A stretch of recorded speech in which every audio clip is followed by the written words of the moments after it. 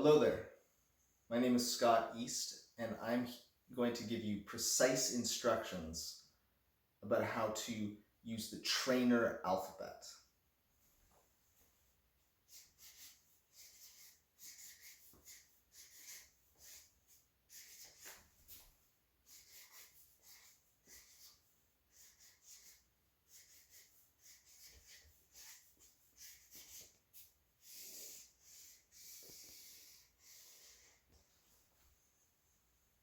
So in 1999, Clinton Callahan devised a strategy for writing the 26 letters of the English alphabet in the simplest way possible, so that it used as little ink as possible and the person writing the letters had to move their hand as little as possible. It was the most efficient way to draw each of these letters. So I'll draw them now, and then I'll tell you what I've done.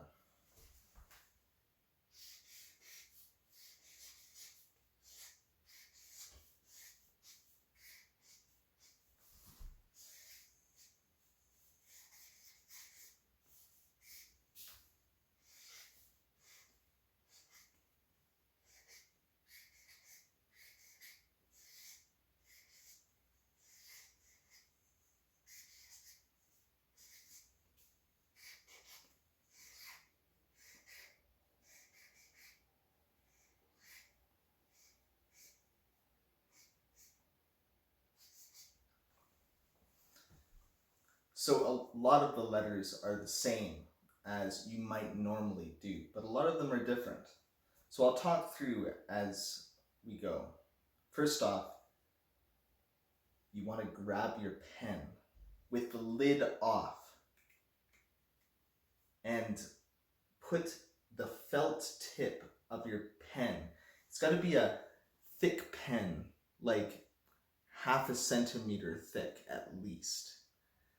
And you're going to use your easel that, as a possibility management trainer, is one of the resources. Like this easel with the big paper and your pens are your resources as a possibility management trainer.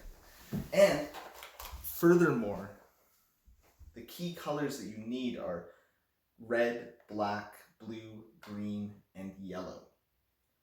And if you look on the traineralphabet.mystrikingly.com website, you'll find further distinctions about how each of these colors is used when drawing possibility management maps. For example, the title is always done in blue with a blue rectangle around the title. So once you've got your easel and you've got your big paper and you've got your pens, take the felt tip and you put it down. When you're drawing an A, you start in the bottom left corner. You go up, down, and back across. And that way you can avoid taking your pen off the page to make a straight across line.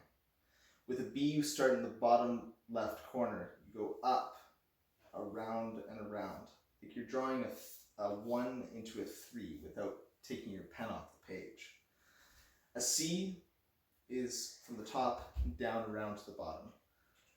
You've probably drawn them like that before. The D, bottom left, up, and around. And E is basically a C with a dash. And F, start at the bottom left, move up, and then across to the right. And in the middle, do a dash. The G, you start in the top right, and circle around, and then do a dash. With the H, mine was a little bit messy, but you start at the top left, go down, back up, across, up and down. Opinions on that one may vary. Maybe you want to start in the bottom left, go up, down, across, up, down, across. And I invite you to experiment with it. See if you can find a faster way, but I think that one works. With the I, either start at the top and go down, or the down and go up. With the J, go at the top and come around in a curve. With the K, do an I and then a sideways V. With an L, you do from the top left down to the bottom left and then across to the bottom right. With an M, you do the bottom left up to the top and back down to the bottom right. With an N, it's just like an M, only you don't do the final dash down to the bottom right. With an O, you start at the top and curve your way around until you meet yourself. With a P, you start in the bottom left and you go up to the top and come around until you close it off in the middle of the line. With a Q, I was a bit whimsical with this one, but it's really an O and then a dash. And it might work best to really start with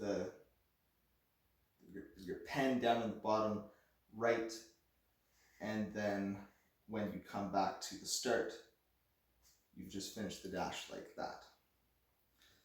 With an R, it's just like a P, only you come back down to the bottom right. With an S, you start at the top right, and you come around like that. With a T, you start in the middle at the bottom, you go up all the way to the left and then all the way to the right.